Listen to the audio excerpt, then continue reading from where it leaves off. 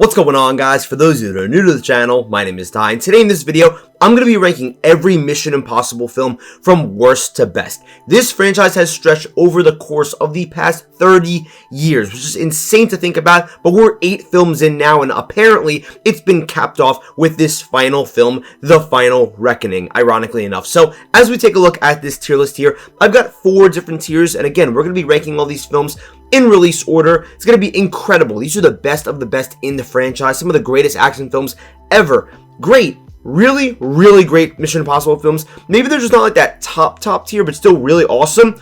Good. These are just like the solid films in the franchise, I guess you could say. Or technically the good films, because the next tier is going to be solid. These are just like, you know, I guess you could say like the worst films in the franchise, but they're still solid films. And that's one thing that I wanted to make clear. As you guys could see, there's no bad tier or really negative tier on this list, because of the fact that I think all these movies are at least pretty good. They're all pretty solid. I don't think there's a bad film in this franchise, especially because this is one of my favorite franchises. It's definitely a top 5, I'd say, favorite franchise for me, and I'm a big blockbuster guy. I've been super excited to make this video because I love this franchise so much, so let's dive right into it. Kicking this ranking off with Mission Impossible 1, of course. This is going to be going in the great tier. It's not the flashiest Mission Impossible film. There's not the craziest stunts in the world and all that, but at the same time, I love the way this franchise, and of course this film, kicks off with Ethan watching his entire team die, and there's nothing he could do about it. He's so hopeless, and it's because of the fact that there's people pulling the strings behind the scenes. Of course, he's basically just double-crossed. He gets backstabbed by his good buddy there, and I feel like that really sets the tone for his character for the rest of this franchise, that he will do whatever he can to save the ones that he loves and even the people that he will never meet. He just wants to save lives at the end of the day. I love the ending sequence with the helicopter. I love like the fish tank explosion scene with Kittredge. Just such an awesome film from start to finish. Again, not the flashiest, but I feel like the story is very clever. There's some mask reveals. It's just a really awesome film overall. Next up is going to be Mission Impossible 2. A lot of people don't like this movie. It has that John Woo style. I actually don't even think this is bottom tier. I'm actually going to put this in the good tier. I'm going to speak my truth. I really like this movie. I like the medical aspect in here. I find all the motorcycle stuff really interesting. The John Woo style, it's so over the top and corny, but it's also so confident, and it reminds me almost of like Sam Raimi, where he's just trying to do his own thing, and he's just putting all his love into these films. There's scenes where Ethan's like kicking up guns off the floors. He's doing crazy flips. And yes, it feels very different, but I really like it for that reason. Like, I understand that not a lot of people like this movie, but I don't even think it's close to the worst Mission Impossible movie. I think it's a really solid entry into this franchise. I don't think it's nearly as good as some of the newer films, of course, like the crazy stretch over the past couple years, but I really think it's a solid film. The villain's pretty intriguing. He's got his girl in this film, too, his new girl, because, of course, Ethan's always got a new shawty. But, yeah, this is going to be where Mission Impossible 2 is going.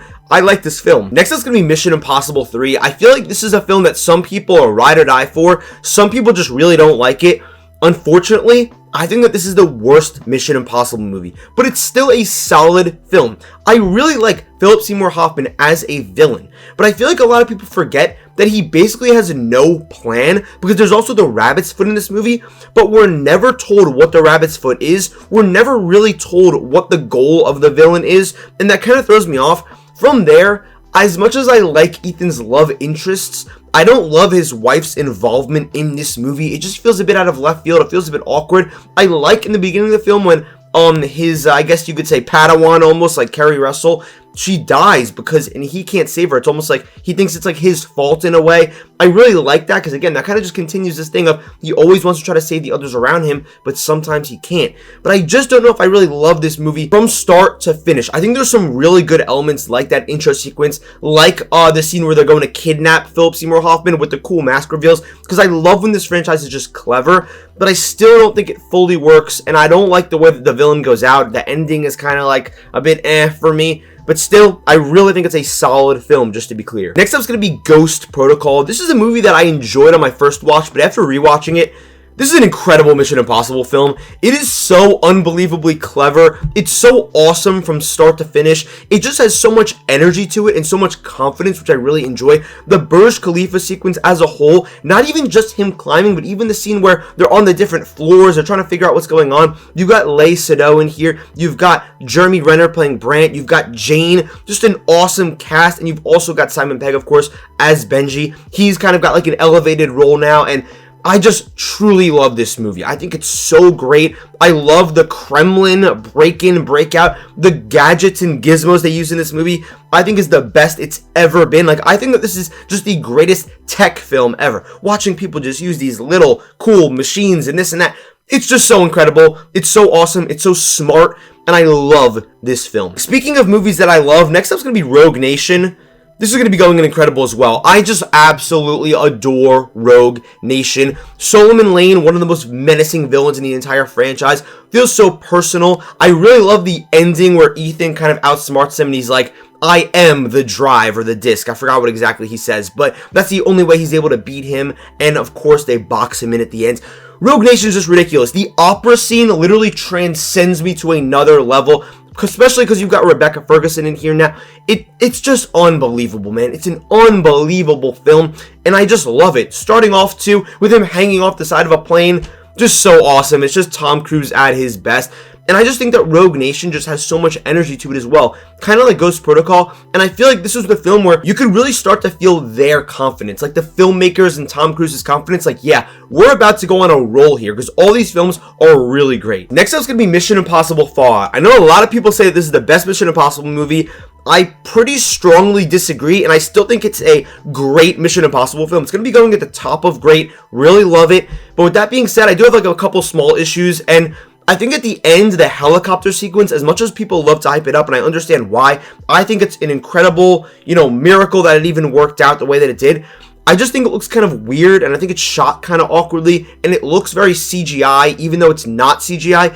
And then at the end, when he's fighting Henry Cavill, I also think that sequence kind of looks a bit rough. But either way, I love this movie. I think this is another film where it's so clever. You've got the Halo dive. I like all the switch-ups and how John Lark is actually Henry Cavill's character, but we don't know that. And all these like little reveals and how everyone's kind of going in on each other. And at this point in time, there's basically just going to be like the fallout of all of Ethan Hunt's actions, which they do drop in here. Alec Baldwin, his character's unfortunate demise. I just think it's a really awesome film. It's just another solid entry into this franchise. I know some people say it's the best in the world. I honestly kind of disagree. I don't even think it's close to the top, but there's nothing wrong with that. It's very, very, very good. And of course, you got Vanessa Kirby being added into this franchise.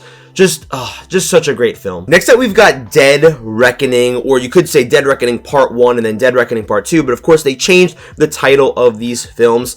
This might be a hot take. I think that Mission Impossible Dead Reckoning is the best Mission Impossible movie, and not just that, it's my personal favorite action film ever. I remember I went to go see this movie in the theaters, and I never saw a Mission Impossible movie before. I was just like, okay, whatever, I just want to review it. And I walked out of that theater like, oh my god, what did I just watch?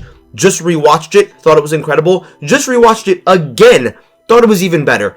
I just think that it truly has the most energy and the best pacing out of any Mission Impossible movie. This film is paced, in my opinion, so perfectly, where there's just amazing balance of action, dialogue, introducing new interesting characters. You've got a bunch of things going on, but it never feels too over-convoluted. It just feels right.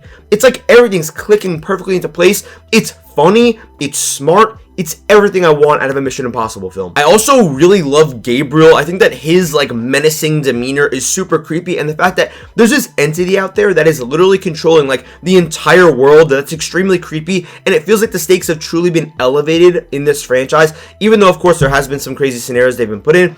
That leaves us off with The Final Reckoning. Do I think it's incredible? Do I think it's just solid? I think that I'm going to put this film right here at the top of solid. I only saw this movie a couple days ago, and I still need to rewatch it, but unfortunately, this movie did disappoint me a bit. I gave it like a 3.5 out of 5. I think it's a solid film. I just think that it has too many problems for me to truly put it in like an upper tier in the Mission Impossible franchise. There's too many characters. It's very complex in its story, but also very straightforward at the same time. There's low-key, like a couple of plot holes when you just think about it too hard that I feel like the other Mission Impossible movies haven't struggled with. And I just feel like it's losing this energy to it. I know I've mentioned energy a lot in this video, but that's what these movies have to me. And it's also missing, this is kind of also my biggest issue, the cleverness. I feel like there isn't these clever sequences in here. But at the same time, There are some of the greatest stunts in this franchise in this movie. It's just unbelievable. The submarine sequence is ridiculous. The biplane sequence is awesome. I really am not a big fan of the way that Gabriel went out. I don't know if I really like that too much. There's just, again, there's a lot of things going on here. It's a bit messy, but I still really enjoy it. And that is going to be my ranking of the Mission Impossible films. Honestly, I originally had Mission Impossible Final Reckoning over Mission Impossible 2, but I know that a lot of people don't like MI2, but I'm going to be speaking my truth. I think it's an awesome film. I truly believe it, but all these films I really love. I think they're all really awesome and great. Let me know your rankings down below. Let me know if you think that I am absolutely crazy. Thank you guys so much for watching. I love you guys, and I'll see you in the next video.